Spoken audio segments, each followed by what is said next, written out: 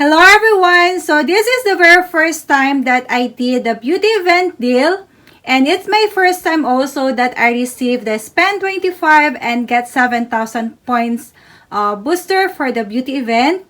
And thank you so much also to Judy, one of the couponers that I've been following, for sharing in her community tab the copy of the spend 25 and get 7,000 points paper booster. So what I did is I saved it and I also printed it out. So this is a copy of the printout of the paper booster. And I used it 3 times in this deal. And first what I got is the Olay.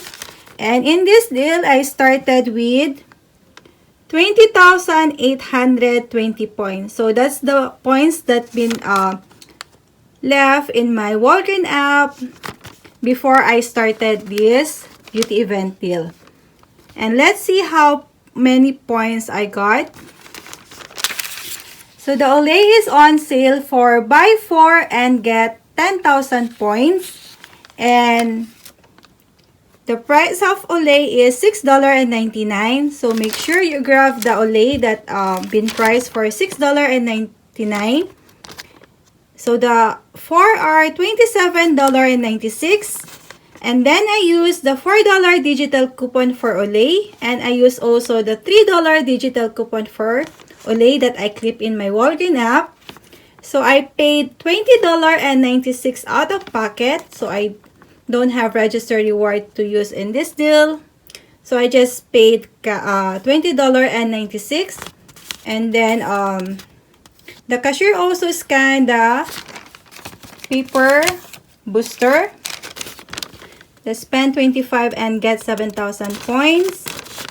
And then I get back 29,000 points for the first transaction. So this is the note for that. So the total after the coupon are $20.96. I paid out of pocket of that. And then I get back 7,000 points for paper booster. I get 7,000 points for digital booster. I get 10,000 points for buying 4 Olay. And then I hit also the beauty. That's why I get additional 5,000 points. Total points I got are 29,000 points or equivalent to $29. So after deducting the points to the amount that I paid, the $20.96, I got $8 money maker for my first transaction. So it's a very nice and very smooth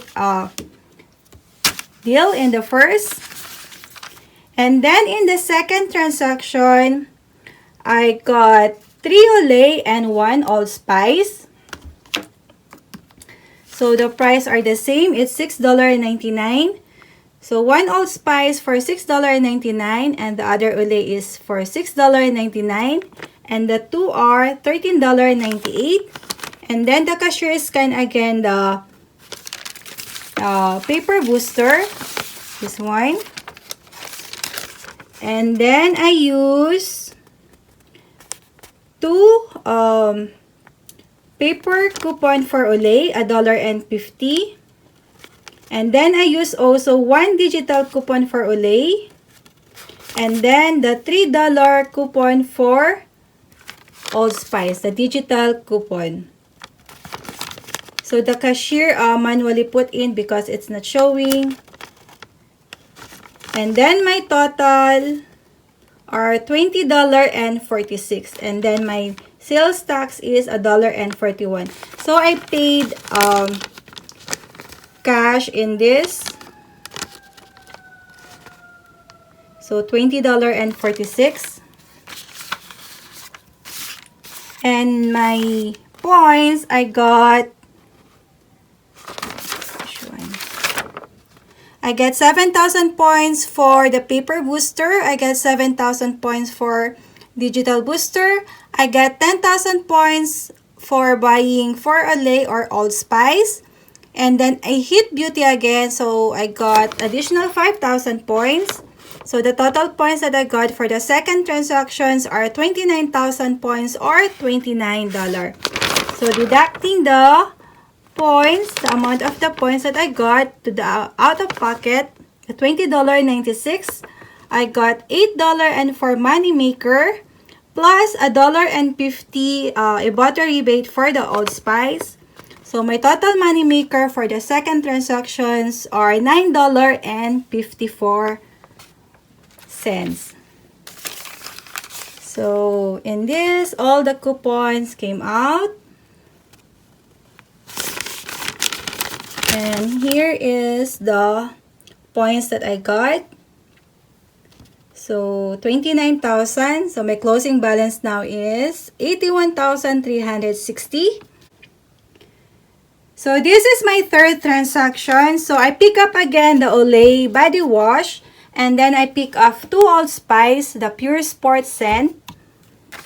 And this is my note for that. So the Old Spice are $13.98. And then the Olay are $13.98 for 2.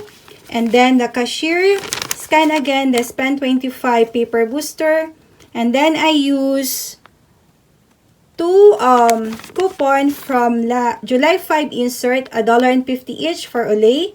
And then I use 1 register reward. And then I use also $1 coupon for Old Spice. It's when you buy 2 and that's the dollar coupon. And my subtotal here are $19.96. And the tax is $1.26. And then I get back 24,000 points for the third transaction. So this is the note for that. So all the coupons is from July 5 insert. And then I got back 7,000 points for paper booster. I get 7,000 points for digital booster. I get 10,000 points for buying Old Spice and Olay body wash. So the total points are 24,000. I pay $19.96. So deducting into the points, the 24,000 is equivalent to 24. I got $4 and for money maker plus the $3 Ibotta rebate for 2 Old Spice. So I already submitted the receipt and I got already the $3 rebate. So this is my last transactions and the points that I gained from the first, second, and third, I use it in the last transaction. So for the first and second and third, I got 80,000 points from the beauty event deal. That's why I decided to use it in my last transaction in which I use 50,000 points equivalent to $50 and I use also my store credit, the $9 store credit from the Oral-B toothbrush that I returned the other day because the price are not the same to the price on promotional sale. So in this last transaction, I pick up the Coppertone Sunscreen and I'm not able to get a register reward for this because the amount of 2 are not enough to get the register reward. So the sunscreens there are almost empty. So I decided even I'm not gonna get a register reward in this Coppertone, it's still a nice deal because it's buy one and get one 50% off. And I use also 2 coupons for Coppertone, the one that I got from the other week insert. So this is the receipt for that. It's priced for $9.99 and the half is $4.99 and I use coupon for Coppertone. And then I pick up the Armand Hammer. It's buy one and get 2 free. So the price of Armand Hammer is $5.99. So So this is the receipt. It's $5.99 for 3 Armand Hammer. And then I pick up also the hefty trash bag. So this is 13 gallon and 40 counts. So my husband request if I'm gonna pick up trash bag, he wants something that have string. So it's priced for $8.99. And then I pick up also the cotton nail toilet paper. So it's a double ply. And it's on sale for $2 for $16. And there's also a fetch reward bonus for cotton nail. So I got 160 bonus points for cotton nail. So this is the amount. It's 16 for 2. And then I pick up also the Angel Soft toilet paper. It's $6.79. Then I use the IVC coupon. It's 50 cents. And then I pick up also the hand sanitizer. So this one is 99% also, that can kill common germs. And there is no limit on how many you will get for hand sanitizer, but in alcohol you can only grab one. So the hand sanitizer is $4.99 and the two are $9.98. And then I pick up also the Reynolds Wrap aluminum foil because we're kind of low in aluminum foil. And it's priced for $4.79. And here is the coupon that I use for Coppertone. It's $2 each. And my total, including the tax, are $65.46. And then I use the store credit, the $9.98 store credit. And then I redeem the $50 or 50,000 points that I got from my first, second, and third transaction from the beauty deal. So I gave the cashier cash, a $10 cash. And then she gave me a change of $4.52. So my out-of-pocket in my last transaction is $5.48.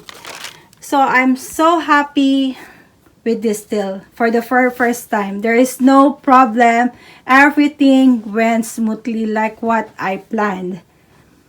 And the cashier also, the guy is very nice. He has no complaint at all. So these are all the items that I got. So I got 3 Old Spice. I got 9 Olay body wash, 2 Coppertone, and 3 Armand Hammer. I got hand sanitizer, Reynolds Wrap. I got the trash bag. I got 2 cotton nail toilet paper, and also the Angel Soft toilet paper. And then I still have, so my opening balance before I started is, which one is the receipt? So my opening balance is 22,820 before the beauty event. And then my closing balance now are 55,700. I'm so happy. So thank you so much guys for watching, and have a blessed day and stay safe. Love you all.